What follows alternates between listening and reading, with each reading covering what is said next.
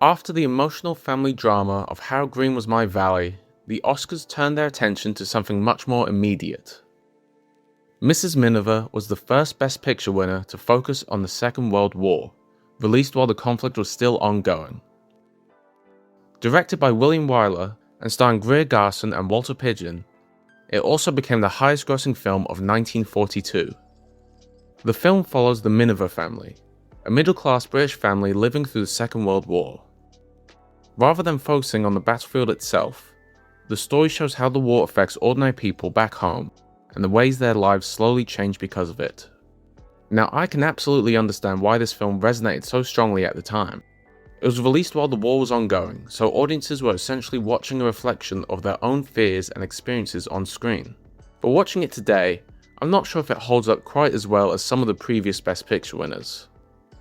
In a lot of ways, it reminded me of Cavalcade. Like that film, we rarely see the war itself. Instead, we mostly stay with the characters at home and watch how the conflict affects their lives. The difference is that Mrs. Miniver handles this idea much better. The romantic subplot is genuinely sweet, the characters are charming, and the film's ending is emotionally effective. That being said, there were times when I found the characters somewhat difficult to connect with emotionally.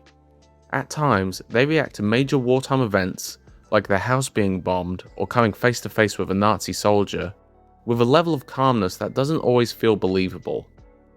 Still, even if the film doesn't completely work for me, I can appreciate what it represented at the time. Mrs. Miniver won 6 awards: Best Picture, Best Director for William Wyler, Best Actress for Greer Garson, Best Supporting Actress for Teresa Wright, Best Adapted Screenplay, and Best Black and White Cinematography. Mrs. Miniver is remembered as one of Hollywood's most important wartime films, even being praised by political leaders at the time for boosting morale. While it may not be as widely discussed today as some other Best Picture winners, it remains an interesting snapshot of how cinema responded to World War II as it happened. I'd give it 3 stars. I don't think it's bad at all. I think I've just been spoiled by how many great Best Picture winners I've seen recently.